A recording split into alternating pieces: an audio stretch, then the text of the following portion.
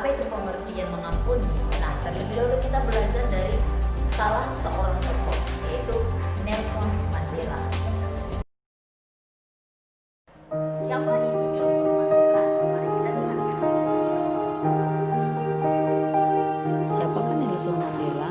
Ya, Nelson Mandela adalah seorang tokoh pejuang Afrika Selatan yang memperjuangkan keadilan bagi kaum kulit hitam di Afrika Selatan yang ditindas dan diperlakukan secara tidak adil.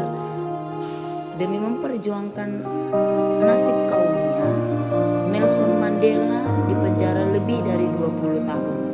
Tetapi setelah Nelson Mandela dibebaskan, maka dia memenangkan pemilihan umum di Afrika Selatan dan Nelson Mandela terpilih sebagai presiden.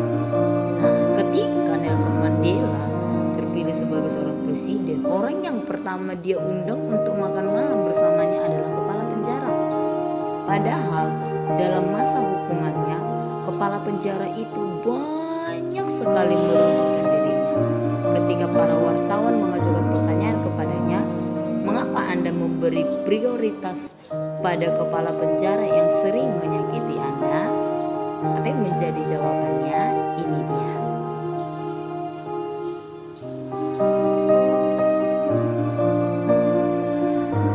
Nah, dari kutipan yang telah kita dengarkan tadi, bahwa Nelson Mandela mengambil sebuah kutipan bahwa arti daripada mengampuni itu adalah ketika kita bisa mengasihi orang yang menyakiti kita, maka kita akan bisa juga mengampuni orang yang bersalah kepada kita. Nah, apa yang sebenarnya yang dimaksud dengan mengampuni? Mengampuni itu adalah tidak mengingat kesalahan seseorang dan tidak mengungkit kesalahan seseorang, sehingga kita bisa mengampuni dia dengan segenap hati kita dan bantuan daripada Tuhan. Berpikir bagaimana kami mengampuni, bagaimana cara kami untuk mengampuni. Nah, dibuatkan kasih ada 3 poin supaya kita bisa mengampuni orang lain. Ada 3 cara. Bagaimana cara kita supaya bisa mengampuni? Yang pertama, kita bisa mengampuni karena Tuhan yang memampukan kita.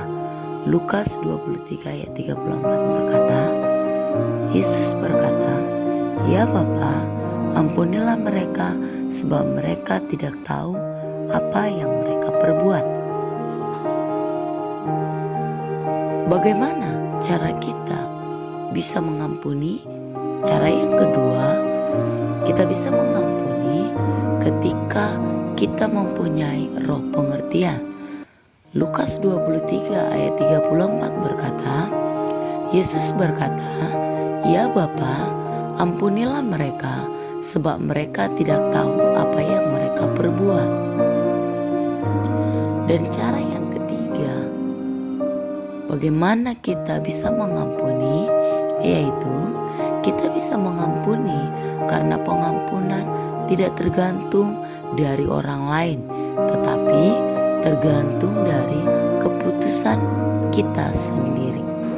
Dari cara-cara tadi, mungkin kita sudah paham bentuk mengampuni orang lain yang bersalah kepada kita. Nah, selanjutnya Ibu akan ungkapin kembali.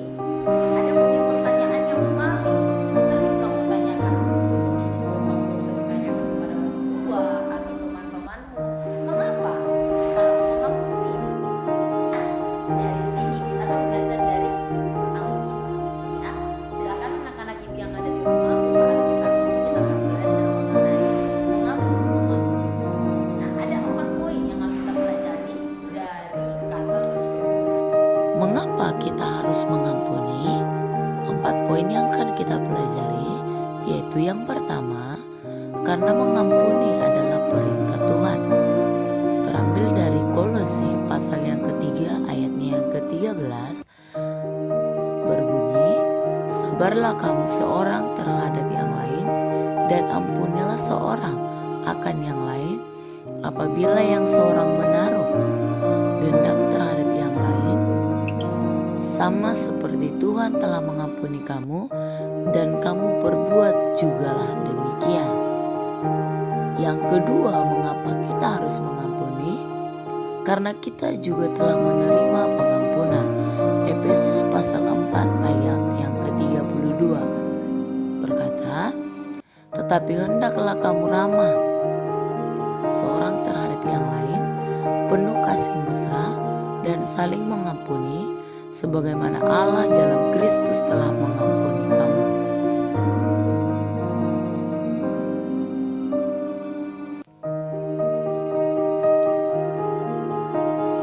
Dan yang ketiga, mengapa kita harus mengampuni?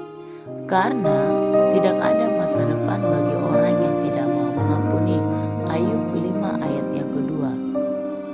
Sesungguhnya orang bodoh dibunuh oleh sakit hati dan orang bebal dimatikan oleh iri hati.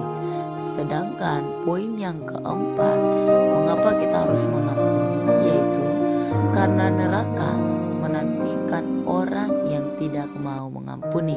1 Yohanes 3 ayat yang ke-15. Setiap orang yang membenci saudaranya adalah seorang pembunuh manusia, dan kamu tahu bahwa tidak ada seorang pembunuh yang tetap memiliki hidup yang kekal di dalam dirinya.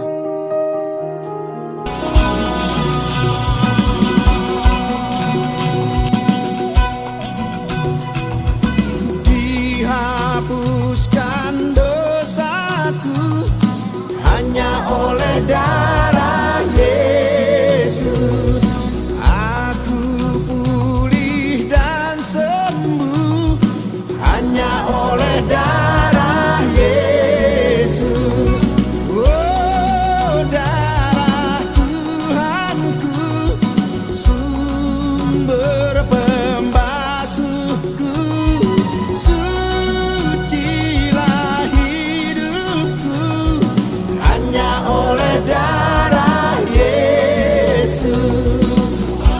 Pengampunan dosaku hanya oleh darah Yesus.